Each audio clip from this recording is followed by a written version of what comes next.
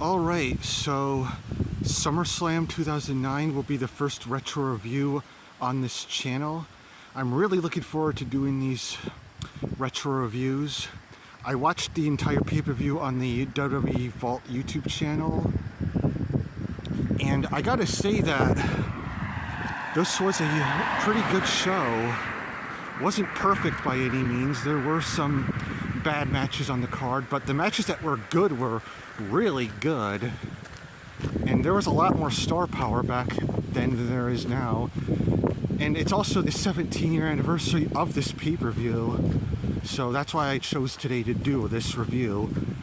I don't know how long this whole review is going to be because I can't upload longer than 15 minutes and 30 seconds on this channel just yet. So this whole review might get split into different parts, and it also depends on how much I yap about certain matches and segments. So yeah. Also, fun fact, this SummerSlam is the first of 6 consecutive SummerSlams that takes place in a Staples Center in Los Angeles, California. It was SummerSlam 2009, 2010, 2011, 2012, 2013, and 2014. So yeah, I don't know why they chose this one area to do this pay-per-view. I guess maybe because California is one of the hottest states of the country, so... And it is the hottest night of the summer. That's the tagline for the pay-per-view. So yeah, without any further ado, let's get this review underway. So we start off the show with a highlight reel of all the matches that we're gonna get, and DX like fiddles around with the projector. They did some shadow puppets like with their hands, which was pretty funny. They also did like a kiss cam for Cody Rhodes and Ted DiBiase. It's definitely like the PG era. It definitely feels like it because this is when the PG era started to take place, and you're not gonna see like as much edgy and raunchy product. This is not like the DX of the 90s or even 2006, but for what it was still pretty entertaining. Also, before I forget, the commentators for the shows were Jim Ross, the GOAT, and Todd Grisham for SmackDown, Jerry Lawler and Michael Cole for Raw, and Matt Striker and Josh Matthews for the only ECW match, which, believe me, we will get to that when we get to that. When we get to our first match of the night, our opener, which is Rey Mysterio versus Dolph Ziggler for the Intercontinental Championship. Good opening match here. I would say this is probably like the second best match of the night. And at one point, Rey Mysterio did like a hurricanrana to Dolph Ziggler on the outside, and they actually knocked over the cameraman, which was pretty funny. Dolph Ziggler dominated quite a bit of this match, so even though he didn't win the match, he still looked strong. There was a part where Rey Mysterio tried to do the 619, but like as he was doing the splash part of the 619, Dolph Ziggler like got out of the way and tried to get a roll-up victory over him. There was another part where I think Mysterio was trying to do like a diving crossbody, but Ziggler countered it into a drop kick. And the ending of the match was Dolph Ziggler had like Rey Mysterio on the top rope. He was like lifting him up, and I don't know what he was planning to do, what move he was gonna hit, but Mysterio countered it into a hurricanrana and pinned him for the 1, 2, 3 and retained the Intercontinental Championship. So yeah, that was a good match to start the show. So next up we have is MVP versus Jack Swagger. Before the match, they had a backstage segment with Josh Matthews, and apparently the story behind this match was they were calling it a culture clash because Jack Swagger and MVP came from different backgrounds. Jack Swagger had like rich grandparents, and he got to play catch with his dad, and he's a all-star athlete, whereas MVP was a ex-con who did time in prison and said like a victory was like just another day to live or something along those lines. So yeah, they brought out MVP's real life, prison story, which I guess gave this feud some sort of a reason to happen. So the match in itself was average, really. It just kind of felt like a match that you would see on Raw. And Jack Swagger dominated quite a bit of this match. He had a few submission moves on MVP. So the ending to the match was Jack Swagger went for the Swagger Bomb, but MVP countered it with the boot. He hit Jack Swagger with the big boot and the Playmaker and got the victory.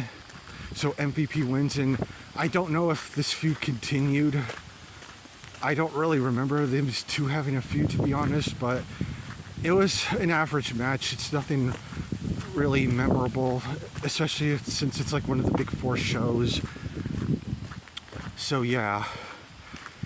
Next up we have is Nancy O'Dell interviewing Freddie Prinze Jr. in the audience. The reason being is that I don't know if it was the go-home show of Raw, but it was a Raw before the SummerSlam where Randy Orton attacked Freddie Prinze Jr. with a backbreaker. And I guess maybe some people at the time thought Freddie Prinze Jr. might have interfered in the Randy Orton-John Cena match. Well, he didn't. We'll talk about that match when we get to it. He said that he'll be back, but he never really did anything to try to get revenge on Randy Orton. He did actually come back the following year, because I remember he was like in a dream sequence in 2010 with Vince McMahon in a hospital after Vince McMahon was attacked by the Nexus, and he was like, Freddie Prinze Jr. was like the doctor. So, and also there was like this guy in the audience that was like wearing this mask. I just don't know why that stood out to me, but there was some guy with a white mask on. Also, fun fact for any AEW fans out there, Jack Perry and his father Luke Perry were actually in attendance for this SummerSlam. Rest in peace to Luke Perry, by the way. Okay, then we get to Chris Jericho and the Big Show, aka JeriShow, versus Cryme Tyme for the Unified Tag Team Championships. Before the match, Chris Jericho kind of promo, pretty much saying that he and Big Show are better than everybody else. He says he's the best in the world at what he does. Big Show takes the mic and then he says he's got to get something off his chest, but before he can do that, we hear yo yo yo, Cryme Tyme come out and they have their match, and it's another average match. It's kind of like a match you would probably see on SmackDown. They started off like dominating JTG. JTG got the hot tag into Shad. Then JeriShow started dominating Shad Gaspard. Then Shad makes the hot tag to JTG, and JTG like attacks Big Show, like stuns him for a little bit, and fights with Chris Jericho. So the ending of the match is that Shad Gaspard clotheslined the Big Show out of the ring, and Chris Jericho had the Walls of Jericho on JTG for a bit. JTG's like fighting to get to the ropes, and he does eventually get to the ropes, and that forces Chris Jericho to break the hold. And while the referee is dealing with Jericho, Big Show knocks out JTG with his fist, and Chris Jericho pins JTG and beats him and retains the titles. Not really, a memorable match, but it was average. It was all right. Then we get a backstage segment with Josh Matthews interviewing CM Punk. CM Punk has a screenplay of Jeff Hardy's Live for the Moment, and he cuts a bit of a promo for a bit, and I don't really remember like everything that he said in it, but he said that the ending of the screenplay is going to be changed to a happy ending, and then he just drops the screenplay on the ground. Then we get Kane versus the Great Khali. It's kind of weird that both of these guys would end up in the 2021 Hall of Fame. But yeah, this match was bad. It was slow and clunky. I actually watched their WrestleMania 23 match that took place a couple years before this, and I wanted to like compare that match to this match, and I gotta say that match back at WrestleMania 23 was a lot better than this match was. Not to say like the WrestleMania 23 match they had was like a instant classic or a 5-star spectacular, but it was still better.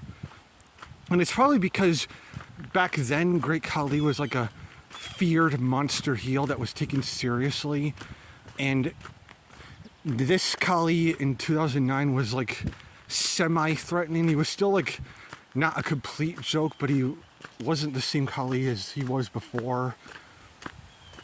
And the only thing I can remember about this match was Kane tried to chokeslam Khali, but Khali blocked it. And the ending of the match was Kane held Rajan Singh hostage, I guess. And guess how this match ends? You think maybe a choke slam that he was able to hit successfully? Nope. Maybe a tombstone? Nope. Last ride to pay tribute to his brother, The Undertaker? A DDT. That's how this match ends, is with a DDT. And not like a Jake the Snake Roberts DDT, but like just a normal DDT. And that was it.